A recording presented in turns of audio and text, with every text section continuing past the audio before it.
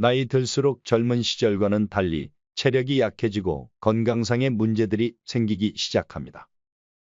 그렇다 보니 일상생활에서의 제약이 많아집니다. 또 사회적인 연결과 교류가 줄어들게 되어 외로움을 느끼며 삶이 점점 지쳐가고 내 자신이 초라하게만 느껴집니다. 이 때문에 많은 사람들이 우울해하곤 합니다. 오늘은 수많은 현인 중 이와 관련된 다산정약용의 마음가짐에 대한 명언에 관해 이야기해 보도록 하겠습니다. 시청하시기 전에 구독과 좋아요 꾹 눌러주시면 감사하겠습니다. 나이가 들어가면서 눈이 흐릿해지는 것은 필요 없는 작은 것들에 시선을 두지 말고 필요한 큰 것들에만 집중하라는 것이다. 귀가 잘 들리지 않는 것은 필요 없는 작은 말들에 귀를 기울이지 말고 필요한 중요한 말들만 들으라는 것이다. 이가 시린 것은 연한 음식만 섭취하고 소화를 잘하도록 돕는 것이다. 걸음걸이가 불안정한 것은 모든 일에 조심스럽게 대하고 멀리 가지 말라는 것이다.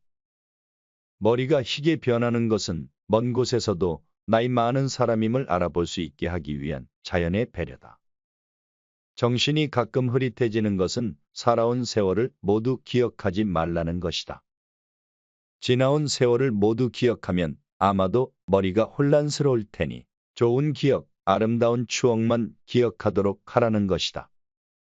바람처럼 다가오는 시간을 선물처럼 받아들여 가끔 힘들 때는 한숨 한번 쉬고 하늘을 바라봐라.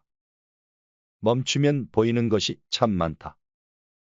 나는 산속에서의 생활이 지루해지면서 사물의 본질에 대해 조용히 관찰하게 되었다. 세상의 사람들이 열심히 노력하고 정신을 집중하며 애를 태우는 것들은 대부분 불필요한 일들이라는 것을 깨달았다. 누에가 껍질을 깨고 나오면 뽕나무의 새싹이 이미 돋아나 있었다. 갓난아기가 태어나서 울음을 터뜨리면 어머니의 젖이 이미 분비되어 있었다. 하늘은 생명을 창조할 때 그 생명의 양식도 함께 제공한다. 그렇다면 왜 깊은 걱정과 불안에 휩싸여 일생에 단 한 번밖에 오지 않는 현재를 망치고 있는 것인가? 봄에는 보리를 수확할 때까지 먹을 쌀이 있고 여름에는 벼가 익을 때까지 필요한 양식이 있다. 그만두어라. 올해와 내년을 위한 계획을 세우지만 그 시점까지 살아있을 것인지 어떻게 알 수 있겠는가? 자식을 사랑하며 손자와 증손을 위한 계획을 세우지만 그 자손들이 모두 어리석다는 것을 의미하는 것인가? 누구나 인생에서 가장 젊은 시절은 지금 이 순간이다. 그러니 불필요한 것에 신경을 줄이고 가장 소중한 것에 정성을 쏟아라. 정약용은 본인에 대한 모든 불만은 자기 자신의 마음속에서 일어난다고 말합니다. 그러니 우리는 나이 들면서 노화하는 자신을 마음속에서 부정하고 있는 것입니다. 그래서 이런 부정적인 감정은 건강하고 사회교류가 많은 젊은 사람들에게도 찾아옵니다. 이와 관련된 하나의 사연을 소개하겠습니다. 오늘 아침 출근길이 조금 우울하네요.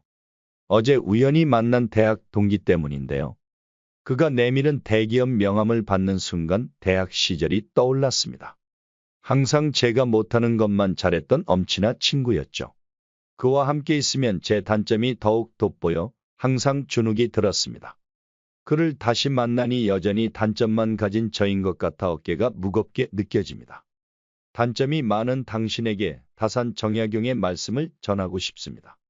왜 이렇게 못난 사람으로 태어났을까? 그것도 잘난 사람들 사이에서. 이런 한탄을 한 사람은 저뿐만이 아니었습니다. 오래전에 다산정약용의 제자 황상도 그랬습니다.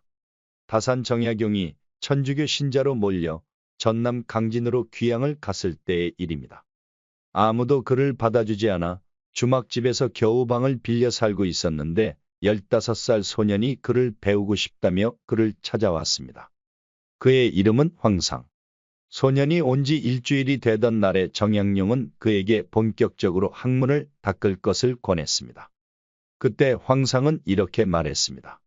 선생님, 제게는 3가지 병통이 있습니다. 첫째, 너무 둔하고. 둘째, 앞뒤가 막혀 있으며. 셋째, 분별력이 없어 답답한 것입니다. 자신이 똑똑하지 않아 이해력도 떨어지고 사리 분별도 잘 못한다고 여긴 황상. 그는 자신의 이런 단점들 때문에 공부하기에 자격이 부족하다고 생각했습니다. 하지만 그의 스승 정약용은 이렇게 대답했습니다. 배우는 사람에게는 큰 병통이 세 가지가 있다. 첫째, 한번 보고 척척 외우는 사람은 그 뜻을 음미하지 않아 금세 잊어버린다. 둘째, 제목만 던져줘도 글을 짓는 사람들은 똑똑하지만 글이 가볍게 된다. 셋째, 한마디만 해도 금세 알아듣는 사람들은 곱씹지 않아 깊이가 없다. 너에게는 그것이 없구나. 정약용은 단점에 괴로워하는 제자 황상에게 새로운 자신을 볼 수 있는 눈을 선물했습니다. 공부하기에 최악의 조건을 가진 사람에서 누구보다도 더 크게 될 가능성이 있는 사람으로요. 그렇게 황상은 단점 속에서 자신도 여태 몰랐던 장점을 발견했습니다. 남들보다 부족한 것, 아니 나만이 가진 것. 제 안의 단점들도 한번 다시 돌아봤습니다.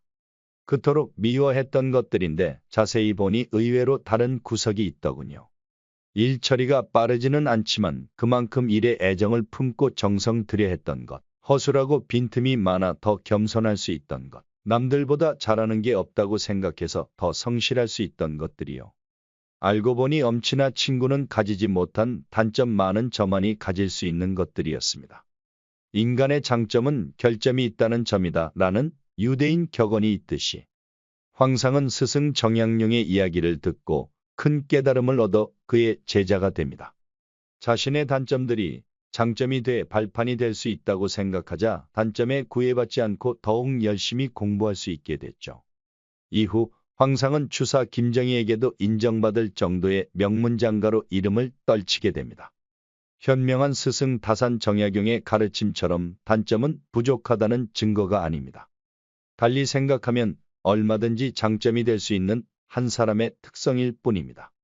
학문을 익히기에 큰 단점을 가지고도 명문장가가 된 황상. 그가 증인 아닐까요?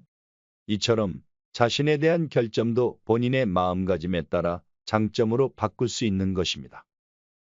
흔히 사람들은 어떤 것으로도 만족을 잘 못합니다. 이것은 현대 사람들이 공통으로 가지고 있는 문제입니다. 그래서 항상 뭔가 부족한 상태, 마치 목마른 상태와 같은 삶을 살아갑니다. 외부적으로는 번창하고 잘 사는 것처럼 보이지만 정신적으로는 빈약하고 가난합니다. 큰 것과 많은 것만을 추구하기 때문에 작은 것과 적은 것에서 나오는 아름다움, 세심함, 사랑스러움, 감사함을 잊어버리곤 합니다. 그렇다면 행복의 조건은 무엇일까요? 그것은 바로 아름다움, 세심함, 사랑스러움, 감사함에 있습니다. 가끔 향기로운 차 한 잔을 마시며 행복을 느낍니다. 또한 내 삶에 대해 감사함을 느낄 때도 많습니다. 산길을 걷다가 우연히 발견한 한 송이 제비꽃 앞에서도 나는 행복을 느낄 수 있습니다. 그 꽃을 통해 하루에 필요한 정신적인 양식을 얻을 수 있습니다.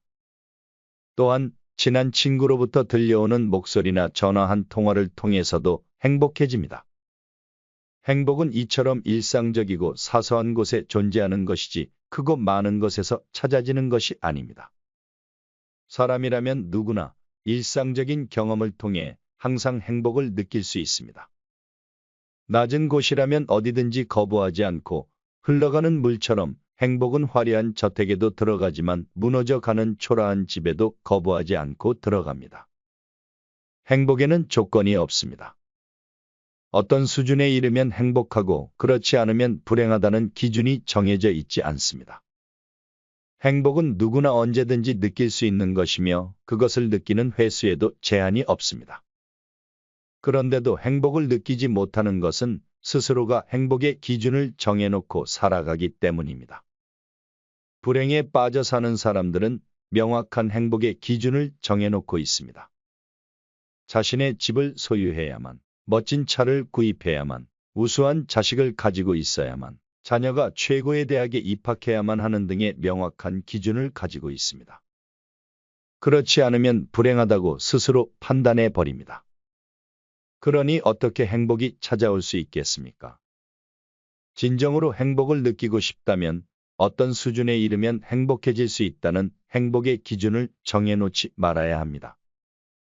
이미 정해져 있다면 그것을 취소해야 합니다. 행복의 기준을 정해놓는 것은 행복을 불러들이는 것이 아니라 추방하는 것입니다.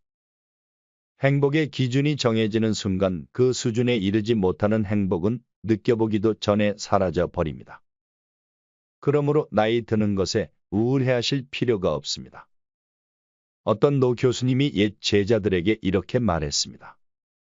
나이 90까지 살 줄 알았다면 이렇게 살지 않았을 것이다.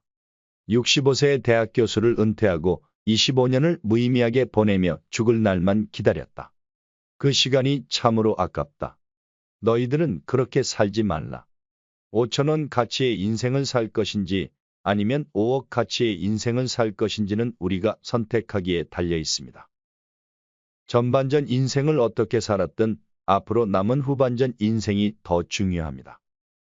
전반전에 실수하고 무의미하게 보냈다면 후반전은 멋지게 마무리할 수 있는 시간과 여건이 충분합니다.